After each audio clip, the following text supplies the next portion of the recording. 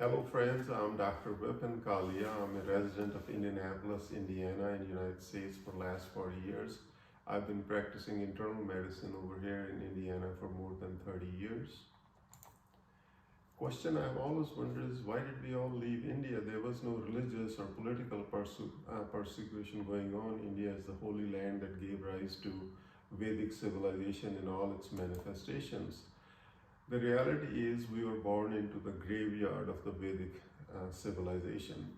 The Vedic civilization had been looted, plundered for over 1300 years, and over the last 500 years, the Europeans that came stole about $45 trillion and did a damage of about $500 trillion. So at that time when we were born into this graveyard of Vedic civilization and came of age, there really wasn't too many opportunities for us. Some of us noticed the lack of opportunities before higher education, some of us after higher education, and the grass looked greener on the other side. And as you know, dollar has a Maya effect.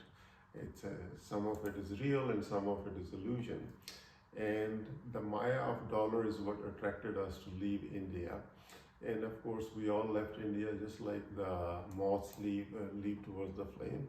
And the Vedic civilization in reality was destined to be great, whether anybody liked that fact or not. We had a great geography.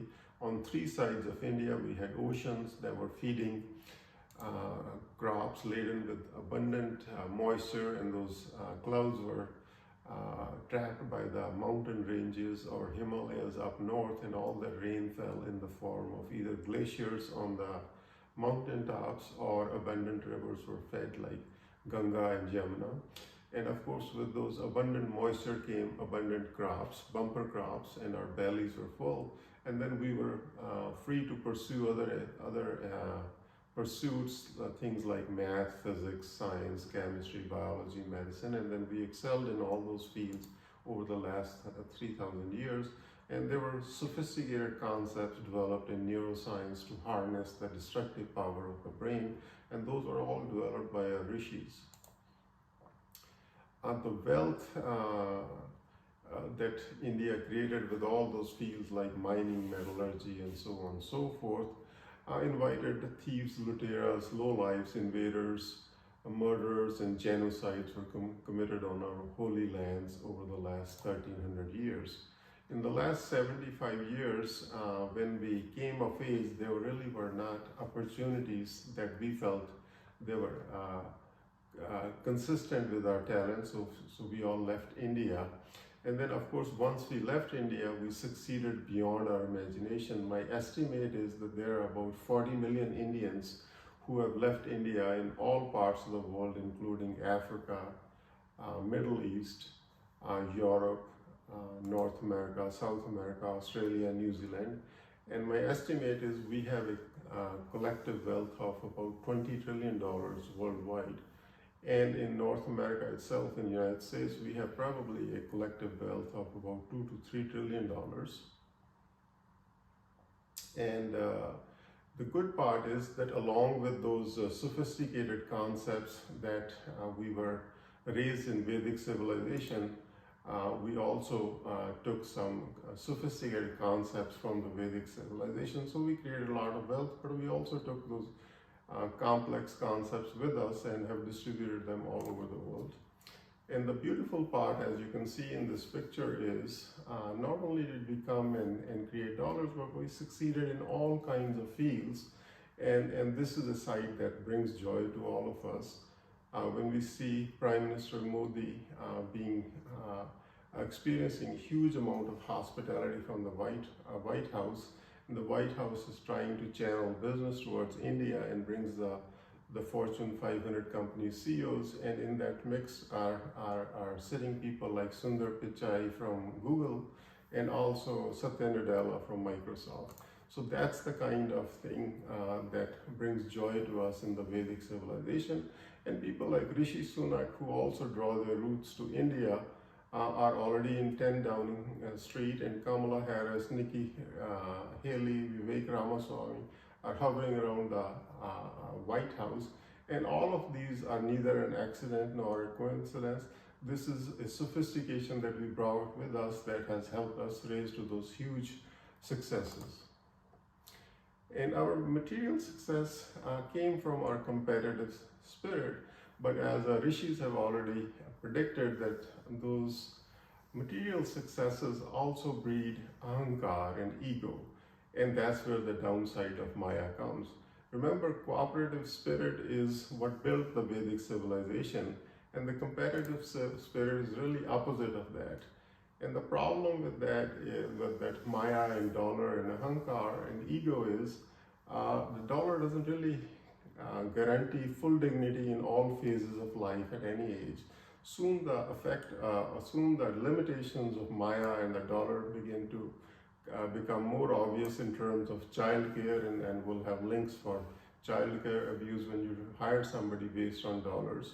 And the same thing also happens with the limitations of Maya dollar in terms of elder care, and we'd also have those links listed over here for you. And the NCBI website very clearly limits those. And the problem happens is with the dollar, you can never guarantee that your loved ones would have 100% dignified child care, elder care, and then all other phases of life. And that's where the limitation of the dollar becomes obvious. So our solution was that we'll build a first Western Vedic city where 100% human dignity would be guaranteed for all in all phases of life, including childhood, elder care, and during crisis in life. And this is just a rough drawing of what the Vedic city would look. This is just like any other neighborhood. There are houses, there will be houses of different sizes and so on and so forth. And then along with that, we'll have communities for 55 and plus older, and as you can see, this is no different than any other community. The good point would be people who are 55 and plus and older than that, who want to live independently in a community and socialize with each other, that those features would be available right here. And then of course we would have elder care facilities, and this is just a composite image of something that's already built in Bangalore, India, and we'll bring those kind of features over here. And we already have something similar like this in Carmel, Indiana. And as you can see at the Stanford Center, but we'll have some version of that also within the Vedic city. And then of course, we're going to have visitors come to us from all phases and facets of life. So we'll have dorm facilities for them in the first Vedic city. And then of course, apartment complexes, because when people are starting out young in their life, not everybody can afford housing, so apartment complexes for them. And then of course we need religious places, and this is just a copy of an Iskcon temple in New Jersey, and some version of this temple would be there in the Vedic city also. But some might say, oh, I don't like the Iskcon temple, I want a different kind of temple. By all means, here's an example of Swaminarayan temple. And then of course, inside the temple facilities will have features like a boutique shop, features again showing boutique shop, our own restaurants like within the restaurant, and then our own medical clinic, and all these things would be available and within a walkable distance. So in case you have run into life situation where you can't drive, you can just walk over there, and we'll have our own dental clinics. And then of course we need grocery shopping, and at least in the United States we have a wonderful franchise like Tail Brothers. We'll try to bring them as well, and our own dining halls and our community halls where you can socialize with your friends and share meals and have a great experience. And then of course things like banquet halls and movie theaters and those kind of things. And this is just another picture of a heavenly palace from Ludhiana, India. That's essentially an elder care facility, and something like that will be here also. And you can see we're all socializing over here within people of Vedic civilization, and those kind of scenes would be common in the Western Vedic city. And again, just demonstration of the same concept again. And just another auditorium for all kinds of functions that would be going on in Vedic civilization. Then along with that, you also want a nature reserve where you can go in tranquility and peace of the nature, and we'll have those features in the first Western Vedic city as well. Benches just for people to get together and socialize in the first Western Vedic city. Some of us just want to sit down and play cards with our friends. Right now it's difficult for all of us being scattered all over the all over the central Indiana to find people who you can find with similar interests over there. That wouldn't be a problem.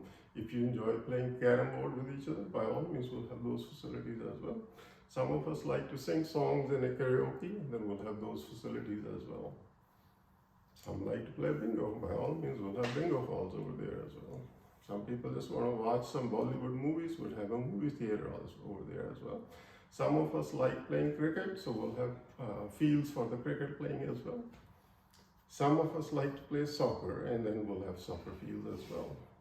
Some of us like playing tennis, we'll have tennis fields over there as well. Some might say, I don't like this temple, that temple, I want a gurdwara over there. By all means, we'll have a gurdwara there as well. Some of us say, no, we like RS malls, we don't want to have anything to do with the temples. By all means, that would be available there as well. And then some of us like to sing Mata Diya Penta, and then there would be a Vaishno Devi Mandir look-alike with Mata the Mandir, and then those of us who like to sing songs, that would be available there. Some of us want to play Holi, that facility would also be there. And then some of us just like to sing bhajans during Janmashtami, again within walkable distance, all that facility would be there as well. And this is a beautiful site of Prime Minister of India, Modi, participating in yoga classes outside United Nations, and those kind of facilities would be available there as well. And again, yoga studios, meditation halls, Patanjali Hall. You may or may not have heard about, but in Fairfield, Iowa, there is actually a Patanjali Hall for meditation, and some version of that would be available here in the Vedic city as well. And then, of course, neuroscience, or the concepts that were developed by rishis, will have a center to explore those further as well. Gaushala, for those people who love cows, would have a Gaushala there as well. Some people might say, oh, I don't like Indian food. I've lived here 40 years, I like different ethnic foods. Well, by all means, Italian food, Chinese food, Mexican food. And then again, different size apartment complexes for different kind of needs. Some people want a larger one, some people want a smaller one. The other problem we all know is we have ethnic foods that we all love, and the ethnic foods have smells that we are all very comfortable with, but those smells get into our clothes, so we end up putting cooking ranges, etc., and cooking areas in the garage. Of course, then we don't have a place to park, and it becomes a huge hassle. We would design houses where cooking ranges, etc., can be built in a sunroom behind the house rather than in the garage, so we can actually use our garage for parking the cars, and then have facilities that all the smell is exhausted out of ethnic foods. And then, of course, you want a fitness and a gym place for exercising, and would have those facilities as well. And then, of course, houses with proper ventilation when you cook spicy food in closed spaces. Of course, you need swimming pools, indoor and outdoor, for exercises and those things, and those also would be part of the first Western Vedic city. And then long-term goals are things like Global Peace Center as well. And then we also want to spend some of our energy trying to minimize the violence. For example, these are pictures from Uvalde shooting, as you know. So not only do we have to create a peaceful place for ourselves, but also for our indigenously born neighbors to minimize violence. And then, of course, you need places like a beauty shop, Indian boutique shop, and would have those as well. And then, of course, men need barbers, will have those as well. And then question one has to ask is, how do you build a cooperative spirit? And we'll explain this in much more detail in a detailed video next. And then the beautiful part of this would be everything would be within a walkable distance. If you can't drive, or you don't have a driver license, or you're new from India, when you're living over there, you can walk and you can access all those previously shown commercial places as we showed you. And if you can't walk, you want to hop in a golf cart, they'll be all drivable, but since they're all in a part of a neighborhood. And then there are other necessities we also need. A lot of us do banking in India. We'll try to bring a branch of State Bank of India over here. Now, of course, when we have so many people together, some of us are going to have guests for whom we're going to need housing, so we'll bring motels or hotels like Holiday Inn Express over there as well. And then some of us are going to say, well, we want a larger house in the neighborhood, like an estate, and we'll have those facilities over there as well. And some of us probably like to get together, especially in an elder care facility, sing bhajans in the evening before dinner. Those facilities would be there as well. And try going into an American nursing home and asking for dal and roti over there and see how much success you have. But all these things will be taken care of in the first Western Vedic city. And of course, playgrounds for children, more playground areas. And then of course, large park areas where people can enjoy the indoors and outdoors. Banquet halls. And please click, if you like all the features we have shown you and you would like to join us in the first Western Vedic city in this venture, please write your comments and feedback on this project. And if you're interested to engage with us, please share your contact details at the link below and that will be provided to you. And thank you very much for listening to this video. Thanks. Bye-bye.